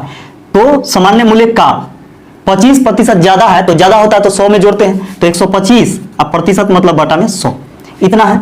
अब बोला क्या कि इतना लगने के बाद भी, यानी इतना लगने के बाद भी एक्स्ट्रा अगर एक सप्ताह लिया जाता है तो 5% एक्स्ट्रा चार्ज देना होता है। तो 5% एक्स्ट्रा चार्ज अब इस पर लगेगा, तो इतना का 105 बटा में 100, तो कुल चार्ज इतना देना होता है, लेकिन देना होता है कितना, तो 84 रुपया। दोनों बात यहां से बराबर हो गया। अब यहां पे देखिए कि काटिए और जो x का वैल्यू आएगा वही आपका आंसर होगा। तो 25 25 सवा 100, 25 चौके 100, 5 से इसको काटिएगा तो 20 25 100 हो जाएगा। इसको काटेंगे हम लोग तो 5 चौके 20 और 5 से काटिएगा 21 बार में, 21 से 21 चौके 84, x गुने 1 बटा 4 चौके 16 बराबर 4 हो जाएगा। 16 इधर भाग में उधर जाएगा तो गुना में, तो x बराबर हो जाएगा 4 गुने 16, x बराबर हो जाएगा 16 चौके 64, यानी 64 रुपया उसका सामान्य किराया था, यानी टिकट का मूल्य था, और यही इसका आंसर हो जाएगा। अगला क्वेश्चन देखिएगा, अगला क्वेश्चन कहता है कि किसी निश्चित मूलधन का साधारण ब्याज 10 वर्ष के बाद 600 रुपया हो जाएगा। अगर मूलधन को 5 साल बाद तिगुना कर दिया जाए तो 10 वर्ष बाद मिलने वाला ब्याज क्या होगा। तो यहां पे देखिएगा कि 10 वर्ष बाद मिलने वाला ब्याज बराबर क्या होगा। तो यहां से समझिएगा कि बोला कि एक निश्चित मूलधन का साधारण ब्याज क्या है कि 10 वर्ष के बाद कितना हो जाता है, तो 600 रुपए हो जाता है। तो यहां पे देखिए कि 600 रुपया हो जाता है कितना वर्ष में, तो 10 वर्ष में। तो एक वर्ष में कितना होगा, तो 10 से भाग दे दीजिए, यानी 60 रुपया प्रति वर्ष हो जाएगा। 60 रुपया प्रति वर्ष इसका ब्याज होगा। अब यहाँ पे बोला कि अगर मूलधन को 5 साल बाद तिगुना किया जाता है, तो 5 साल बाद ना तिगुना किया जाता है, इसका मतलब क्या है कि 5 साल तक उतना ही मूलधन रहता है। तो 5 साल तक उतना ही मूलधन रहेगा, तो 5 साल का ब्याज कितना होगा, तो एक साल का 60 रुपया, तो 5 गुने 60 हो जाएगा, यानी यह एक साल का 5 साल का ब्याज हो जाएगा। फिर बोला क्या कि अगले 5 साल, यानी 5 साल के बाद क्या किया जाता है कि तिगुना कर दिया जाता है। मूलधन को 5 साल के बाद क्या किया जाता है, तिगुना कर दिया जाता है। तो सोच के देखिए कि 5 साल के बाद यदि तिगुना कर दिया जाएगा तो ब्याज भी क्या हो जाएगा, तिगुना हो जाएगा। तो एक साल का ब्याज कितना है, तो 60 रुपया है, तो 3 गुना हो जाएगा, यानी 3 से गुना कर दीजिए। और हम लोगों से पूछा है तो 10 वर्ष के बाद मिलने वाला ब्याज कितना होगा। तो देखिए 10 वर्ष बाद मिलने वाला ब्याज कितना होगा, तो 5 साल में तो इसको मिल गया कितना ब्याज, तो 5 गुने 60, यानी एक साल में 60 रुपया मिलता है, तो 5 साल में कितना, 5 गुने 60। फिर क्या होता है कि 5 साल के बाद अब मूलधन को 3 गुना किया गया, तो मूलधन को 3 गुना कीजिएगा तो ब्याज भी क्या होगा, 3 गुना हो जाएगा। तो देखिए ब्याज जो था पहले 60 रुपया था, अब 3 गुना हो जाएगा, यानी 180 रुपया हो जाएगा। फिर अगले 5 साल के लिए तो 5 से गुना कर दीजिए, क्योंकि एक साल में 180 रुपया, तो 5 साल में कितना, 5 गुने 180, कुल ब्याज इसको जोड़िएगा तो इतना हो जाएगा, कुल ब्याज जो हो जाएगा इतना हो जाएगा। अब यहां से इसको जोड़िए, तो इसको गुना करते हैं, 6 × 5 = 30, यानी 300 प्लस 5 × 15, 15 × 6 = 90, 900, ठीक है। तो 9 × 3 = 1200, यानी 10 साल में कुल ब्याज कितना हो जाएगा, तो 1200 रुपया हो जाएगा, और यही इसका आंसर हो जाएगा। अगला क्वेश्चन देखिएगा। अगला क्वेश्चन है कि महेश एवं अजय की वर्तमान आयु का अनुपात 3:2 है। महेश है और अजय है। महेश और अजय के वर्तमान आयु का अनुपात कितना है, तो 3:2 है। 8 वर्ष बाद उनकी आयु का अनुपात 11:8 हो जाएगा। महेश के पुत्र की वर्तमान आयु क्या होगी यदि उसकी वर्तमान आयु अजय के वर्तमान आयु की आधी है। तो यहां पे देखिए कि महेश के पुत्र की आयु, महेश के पुत्र की आयु वर्तमान में देखिएगा यहां पे, तो यहां पे देखिएगा कि महेश का अगर 3 है तो अजय का कितना है, 2 है। तो यहां पे क्या कीजिए कि x लगा दीजिए। अनुपात को यदि हम लोग हटाते हैं, क्योंकि अनुपात में क्या होता है, आंशिक रूप होता है, पूर्ण रूप नहीं होता है, तो इसका 3x हो जाएगा, इसका हो जाएगा 2x। अब बोला महेश के पुत्र का जो आयु है ना, अजय के आयु का आधा है, तो इसका आधा कितना हो जाएगा, x हो जाएगा। इसका आधा जो हो जाएगा अजय के आधा x हो जाएगा। तो महेश के पुत्र की आयु कितना, तो x वर्ष। अब यहां पे देखिएगा कि 8 वर्ष बाद उनकी आयु का अनुपात किसका, तो महेश और अजय का। तो यहां देखिए कि वर्तमान में है, समझिएगा कि वर्तमान में महेश 3x का है, तो ये हो जाएगा 3x + 8, क्योंकि 8 साल बाद 8 वर्ष के बाद आयु कितना हो जाएगा, तो 3x + 8 हो जाएगा। और अजय का कितना हो जाएगा, तो 2x + 8 हो जाएगा, क्योंकि 8 वर्ष बाद बोल रहा है, तो दोनों का 8 जुड़ेगा दोनों में, ठीक है। अब इसका अनुपात जो हो जाता है 11:8 हो जाता है, तो अनुपात को आप बटा में भी लिख सकते हैं, यानी 11/8। अब यहां से क्या कीजिए कि सॉल्व कर दीजिए इसको। तो इसको हम लोग सॉल्व करते हैं तो क्रॉस गुना करेंगे, जब दो भिन्न आपस में बराबर होता है तो क्रॉस गुना होता है, तो 8 से दोनों में गुना, तो 8 × 3 = 24x + 8 × 8 = 64 बराबर 11 दूनी 22x + 11 × 6 11 × 8 = 88, 11 × 8 = 88। अब यहाँ पे देखिएगा कि 24x इधर प्लस में है और उधर भी प्लस में है, तो 22x को इधर लाइएगा तो घट जाएगा, यानी 2x बचेगा बराबर 64 को उधर ले जाकर के घटा दीजिए, तो 8 में से 4 घटेगा तो 4, 8 में से 6 घटेगा 2, 2 से 12 दूनी 24, x बराबर कितना हो गया, तो 12 हो गया। x का वैल्यू क्या आ गया, 12 आ गया। अब यहाँ पे पूछ रहा है क्या कि पुत्र की वर्तमान आयु क्या होगी। तो पुत्र का वर्तमान आयु देखिए यहाँ पे क्या है, x माने थे हम लोग वर्तमान में, है ना, और x का वैल्यू आ गया है कितना, तो 12, यानी 12 वर्ष जो हो जाएगा किसका आयु हो जाएगा, उसके पुत्र का, और यही इसका आंसर हो जाएगा। अगला क्वेश्चन देखिएगा। अगला क्वेश्चन कहता है क्या कि 14 व्यक्तियों के एक समूह की औसत आयु 27 वर्ष 9 महीना है। तो यहाँ पे देखिए कि कुल आयु यानी टोटल बराबर होता है, आप जानते होंगे, एवरेज इंटू नंबर। तो एवरेज इंटू नंबर होता है, तो देखिएगा यहाँ पे कि एवरेज कितना है 27 वर्ष 9 महीना। तो 27 वर्ष 9 महीना, इसको वर्ष में चेंज कीजिएगा तो महीना ऊपर और महीना में 12 से भाग, तो ये वर्ष में हो जाएगा। तो 27.9/12 वर्ष हो गया, ठीक है। अब कितना का, तो 14 का, तो इसे 14 से गुना कर दीजिए, तो यहां से कुल निकल करके आ जाएगा इसका आयु। तो गुना कीजिए इसको, तो इसको काटेंगे हम लोग, तो 3 × 9 3 × 12, 27 में 4 से गुना करके और 3 जोड़ दीजिए तो कितना हो जाएगा, तो ये हो जाएगा आपका 7 × 28 के 8, 4 दूनी 8, 8 2 10 + 3/4, तो हो जाएगा आपका 8 3 11, 111/4। फिर से गुना कर लीजिए, 7 × 28 के 8 हासिल 2, 4 दूनी 8 2 10, अब +3 करेंगे तो 8 3 11 111/4 हो जाएगा। अब 111/4 हो गया, तो ये हो जाएगा आपका 111/4 × 14। इसमें से क्या कीजिए कि इसको काटिए, 2 दूनी 4, 2 7 14, ये हो जाएगा आपका 7 × 7 7 × 7 7 × 7/2, यानी कुल आयु निकल करके इतना आ गया।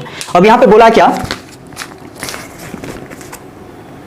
क्या कि 42 वर्ष की आयु वाले 2 व्यक्ति समूह छोड़ करके चले जाते हैं, तो समूह में शेष व्यक्तियों का औसत क्या होगा।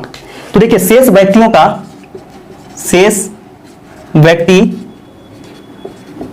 का के आयु का योग बराबर हो जाएगा, देखिएगा यहां पे कि 14 व्यक्ति के आयु का योग कितना है, तो इतना है, यानी 777 अब बटा में 2 है, जिसमें से 2 व्यक्ति 42 साल के चला गया, तो दोनों को घटा दीजिए इससे, 42 दूनी कितना 84 घटाना पड़ेगा, क्योंकि 2 व्यक्ति जो है वह 42 साल का है, यानी 42 वर्ष की आयु वाले 2 व्यक्ति। तो एक व्यक्ति का आयु कितना है 42 वर्ष है, तो 2 व्यक्ति गया है, यानी 84 घटा दीजिएगा इसमें से, तो हो जाएगा 777 माइनस 84 में 2 से गुणा कीजिएगा, 4 दूनी 8, 8 दूनी 16, 168/2। अब इसको घटाइए हम, तो 17 में से 8 घटेगा 9, 6 बचेगा, 6 में से 6 घटेगा 0, ये बच जाएगा आपका 7, 7 में से घटेगा 6, यानी 609/2, तो 609/2 हो गया। अब यहाँ पे हम लोगों से पूछा है कि शेष व्यक्ति का औसत, तो शेष व्यक्ति का औसत जो हो जाएगा यानी एवरेज, तो एवरेज बराबर हो जाएगा कुल आयु का योग 609/2। और इसमें क्या करना है कि अब जो शेष व्यक्ति बच गया, तो पहले 14 व्यक्ति था जिसमें से 2 व्यक्ति चला गया, तो बच गया 12 व्यक्ति, तो 12 से इसमें भाग दे दीजिए, तो 12 से भाग दीजिएगा तो क्या हो जाएगा 12/1 हो जाएगा, गुना करेंगे तो फिर पलट जाएगा, क्योंकि 12 से इसमें भाग दीजिएगा तो क्या हो जाएगा, इसको फिर पलट दीजिएगा तो पलट जाएगा, सॉरी यहाँ पे भाग ही देना आपको, 12 से भाग देना है, 12 से भाग देना है, तो 2 तो पहले से 12 दूनी 24 हो जाएगा, तो 609/24। अब इससे आप भाग दीजिएगा तो कितना आएगा, निकालिए इसको, तो 609 में 24 से भाग दीजिएगा तो 24 दूनी 48, 48 घटाएंगे, 10 में से 8 घटेगा 2, इधर बच जाएगा 5 में से 4 घटेगा 1, ये हो जाएगा 9, 5 बार में 5 चौके 20 के 0, 5 दूनी 10 और 2 12, 9 बच जाएगा, दशमलव दीजिएगा या 90, 24 तिहाई, 24 चौके 96 ज्यादा हो जाएगा, 24 तिहाई यानी 25.3। तो यहाँ पे देखिए कि ऑप्शन पर ध्यान डालिएगा, तो 25.3 समथिंग किस में है, तो ऑप्शन नंबर सी में, यानी 25.375 ईयर।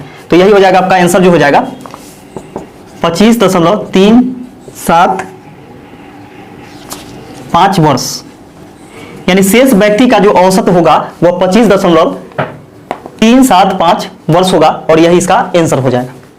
अगला क्वेश्चन देखिएगा, अगला क्वेश्चन कहता है क्या कि एक व्यापारी 15 रुपए प्रति किलोग्राम की दर से 2 किलोग्राम तथा 13 रुपए प्रति किलोग्राम की दर से 3 किलोग्राम चावल खरीदता है। तो 15 रुपए से 2 किलोग्राम खरीदा है तो 30 रुपया, फिर बोला क्या कि 13 रुपए प्रति किलोग्राम की दर से 3 किलोग्राम, तो 15 रुपए से 3 किलोग्राम का, सॉरी 13 रुपए ना, हाँ 13 रुपए प्रति किलोग्राम की दर से 3 किलोग्राम का 13 × 39 रुपया, तो कुल कितना हो जाएगा 69 रुपया, यानी 69 रुपीज। तो 69 रुपया हो गया इसका क्रय मूल्य, कॉस्ट प्राइस, यानी कुल मिलाकर के 69 रुपया में यह क्या किया है कि खरीदा है। अब यहाँ पे बोला है कि दोनों के मिश्रण को प्रति किलोग्राम किस दर पर बेचा जाए कि कुल मिलाकर के 33.1/3% का लाभ। तो 33.1/3% का लाभ होता है। तो यहाँ पे देखिएगा कि 69 गुने 33.1/3 यानी 100/3% हटाइएगा तो डबल बटा में क्या हो जाएगा कि डबल जीरो आ जाएगा। इसे इसको काटिएगा, 3 से काटिएगा, 3 दूनी 6, 3 3 9 यानी 33 रुपया मुनाफा पर बेचता है। तो बेचता है कितना में, तो 69 रुपया और प्लस में 23 रुपया, 9 3 12 के 2, 6 2 8 1 9 यानी 92 रुपया में यह बेचता है। 33.1/3% लाभ पर कितना में बेचता है, तो 92 रुपया में अब बेचता है।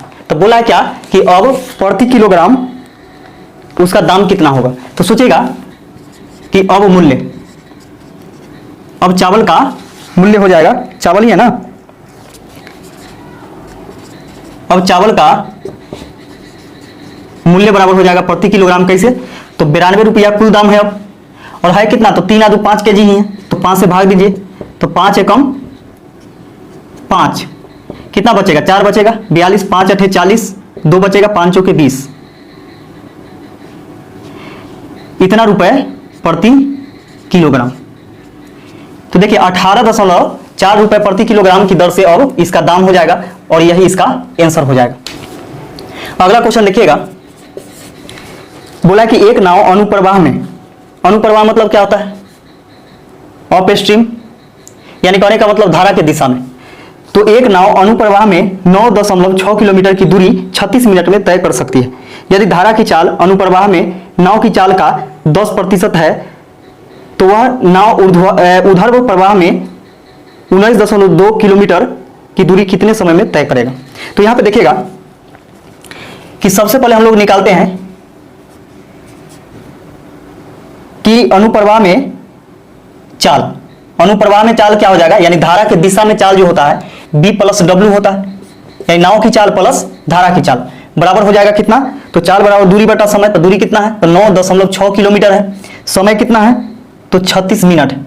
तो 36 मिनट है, इसको घंटा में चेंज कीजिएगा तो क्या होगा, 60 से भाग देना होगा, 60 से भाग देना होगा, दशमलव हटाइएगा, नीचे 1 जीरो आ जाएगा यहाँ पे, 60 से ऊपर क्या कीजिए कि गुना कर दीजिए, ये भाग में ऊपर जाएगा तो गुना में हो जाएगा, यानी 96 गुने 60 बटा में 360, इसको काटिएगा, 0 से 0 कैंसिल, 6 1 36, 16 6 96, 16 किलोमीटर प्रति घंटा, 16 किलोमीटर प्रति घंटा।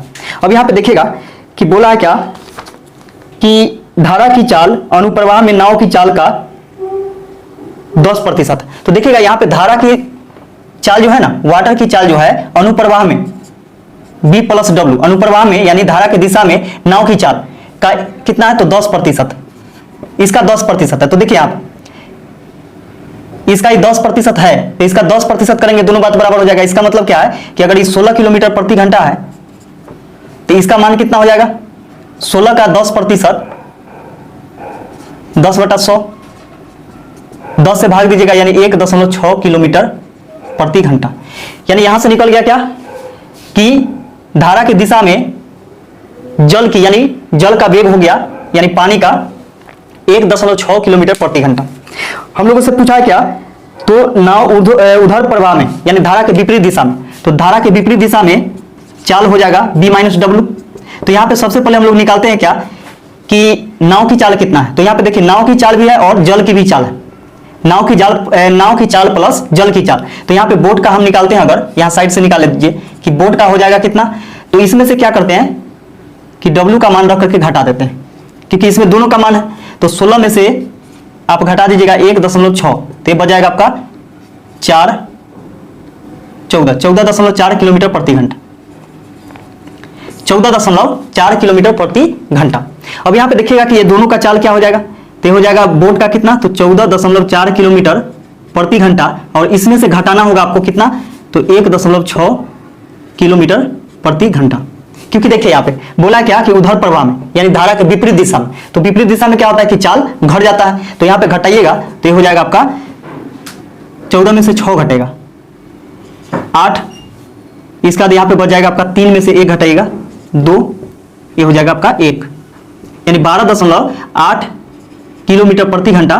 किसमें, तो नाव धारा के विपरीत दिशा में। अब यहाँ पे पूछ रहा है क्या समय, तो समय क्या लगेगा, तो देखिए यहाँ पे समय बराबर दूरी बटा चाल, तो दूरी दिया हुआ है कितना, तो 19.2 किलोमीटर, तो 19.2 किलोमीटर है, तो समय बराबर क्या होता है, दूरी बटा चाल होता है। अब चाल किस चाल से जाएगा, तो 12.8 के चाल से जाएगा। अब इसको काटिएगा तो दशमलव से दशमलव कैंसिल हो जाएगा। अब इसको काटेंगे अगर तो ये हो जाएगा 192/128। किससे कटेगा ये, 4 से कटेगा क्या, 4 दूनी 8, 4 3 12, 4 7 28, 4 3 12, 4 दूनी 8, 4 से काटेंगे, 4 चौके 16, 4 8 32, फिर 8 चौके 32, 8 छक 48, इसको काटिएगा, 2 दूनी 4, 2 तिहाई 6, यानी 3/2 का मतलब क्या होगा कि 1.5 घंटा। 3/2 का मतलब है क्या कि 1.5 घंटा, तो यही हो जाएगा ऑप्शन नंबर सी आपका आंसर हो जाएगा।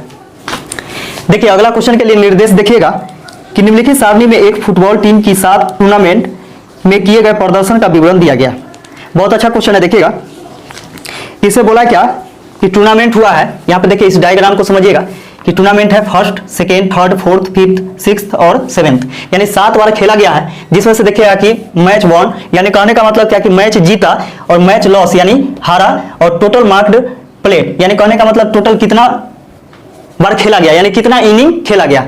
तो यहाँ पे देखिएगा कि 8 मैच, यानी 8 मैच खेला गया फर्स्ट राउंड में, जिसमें क्या होता है कि 5 मैच जीतता है और 3 मैच हार जाता है। सबसे पहले इसको समझिएगा। दूसरा इनिंग में क्या होता है सेकेंड राउंड में कि 8 मैच खेलता है, जिसमें से 4 मैच जीतता है और 4 मैच हार जाता है। तीसरा में उसी प्रकार देखिएगा कि 5 मैच यानी 7 मैच खेला, ठीक है, तो 7 मैच खेला जिसमें से 5 जीता है, 2 हार गया। इसमें देखिएगा कि 6 मैच खेला है, 9 मैच खेला है, जिसमें से 6 मैच यानी 6 मैच जो है वह जीत गया और 3 मैच हार गया। इसका देखिएगा फिफ्थ नंबर में यानी 5वें राउंड में 6 मैच खेलता है, जिसमें से क्या होता है कि 4 जीतता है और 2 हार जाता है। छठा में देखिएगा कि 6 मैच खेलता है, 3 मैच जीतता है और 3 मैच हार जाता है। इसका देखिएगा 7वां राउंड में है कि 2 मैच जीतता है और 4 मैच हार जाता है। तो यही चीज है।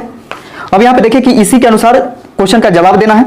बोला क्या 21 नंबर क्वेश्चन कि टीम के द्वारा जीते गए सभी मैचों का क्या प्रतिशत, तो सभी मैच कितना खेला गया, तो यहां पे सबको टोटल करेंगे, यानी टोटल योग करेंगे यहां पे, तो 8 8 16 यहीं से जोड़िएगा कि टोटल मैच जो होगा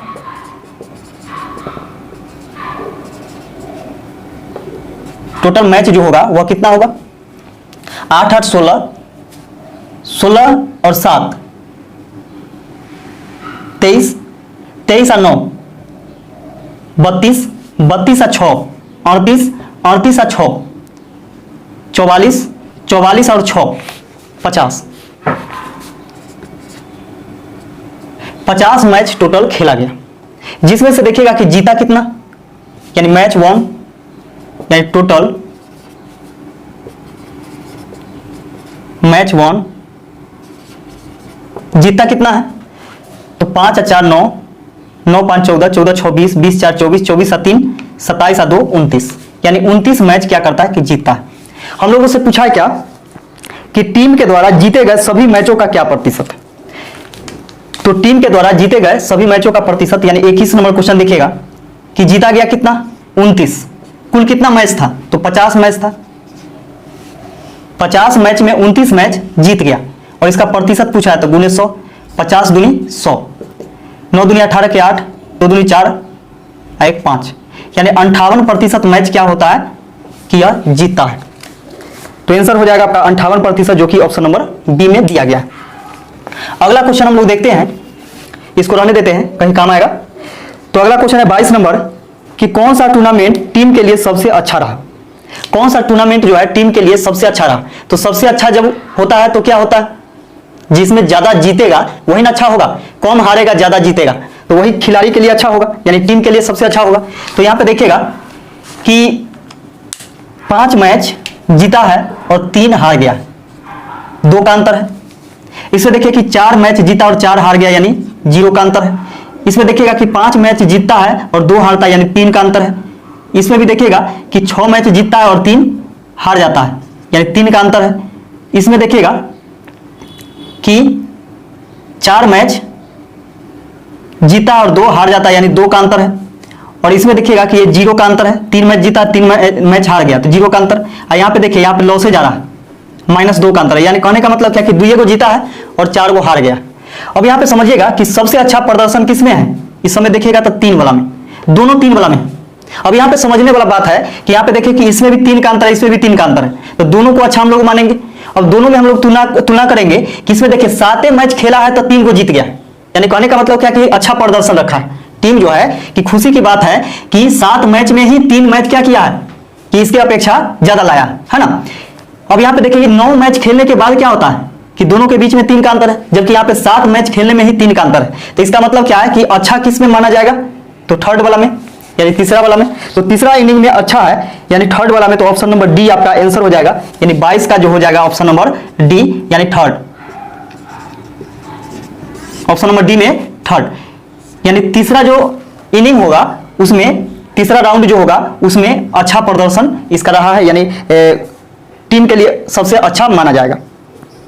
इसका देखिएगा आगे 23 नंबर में कहता है कि साल में टीम ने कुल कितने मैच जीते। तब देखिए ये चीज काम में आ गया, तो एक साल में कितना मैच जीता, तो 29 मैच जीता है, पूरे एक साल में 29 मैच जीता है, तो 29 यानी ऑप्शन नंबर बी आपका आंसर हो जाएगा 29।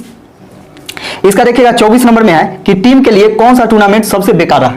तो सबसे बेकार यहां पे देखिए 2 को जीता है और 4 को हार गया। अब मान के चलिए इसमें नहीं जीता नहीं हारा, यानी ड्रॉ हो गया। इसमें भी नहीं जीता है नहीं हारा है, ये भी ड्रॉ हो गया। इसमें इस समय क्या हो रहा है कि जीता है, यानी कहने का मतलब क्या कि हारने की अपेक्षा ज्यादा जीत दर्ज किया। लेकिन यहाँ पे देखिए, यहाँ पे क्या होता है कि जितना जीता है उसे ज्यादा हार जाता है। तो इसका मतलब क्या कि सबसे बेकार इसी में गया है, यानी 7वां राउंड में, यानी 7th। तो 7th आपका आंसर हो जाएगा ऑप्शन नंबर ए, यानी 24 का ऑप्शन नंबर ए आपका आंसर हो जाएगा 7th। तो बहुत आसान है, इस क्वेश्चन से घबराना नहीं है। और देखिए कि ये कैसे बनाना है। तो वीडियो थोड़ा सा लंबा हो जाएगा, लेकिन वीडियो को आपको देखना है शुरू से अंत तक। इस वीडियो का लास्ट क्वेश्चन देखिएगा। इस वीडियो का लास्ट क्वेश्चन कहता है कि एक परीक्षा में 53% छात्र विज्ञान में अनुत्तीर्ण हुए। अनुत्तीर्ण मतलब क्या होता है कि फेल कर गए, यानी इतना सारा विज्ञान में था जिसमें से 53% छात्र विज्ञान में अनुत्तीर्ण हो जाता है। तो हो गया विज्ञान, यानी साइंस में 53% अनुत्तीर्ण हो जाता है, यानी 53% अनुत्तीर्ण हो गया, यानी फेल कर गया। इसका देखिएगा तथा 48% गणित में अनुत्तीर्ण हो जाता है, यानी गणित में अनुत्तीर्ण हो जाता है, यानी मैथ में, गणित में 48% अनुत्तीर्ण हो जाता है। यदि 40% दोनों विषयों में अनुत्तीर्ण रहे, दोनों विषय में कितना, यानी साइंस प्लस मैथ, और दोनों में 40% क्या होता है कि अनुत्तीर्ण हो जाता है। तो बोला क्या कि दोनों विषयों में कितने प्रतिशत उत्तीर्ण हुए, यानी कितना प्रतिशत पास किया। तो यहां पे समझिए कि ए भी अनुत्तीर्ण है, ए भी अनुत्तीर्ण, यानी ए भी फेल और ए भी फेल, तो दोनों को जोड़ करके इसको घटाया जाता है।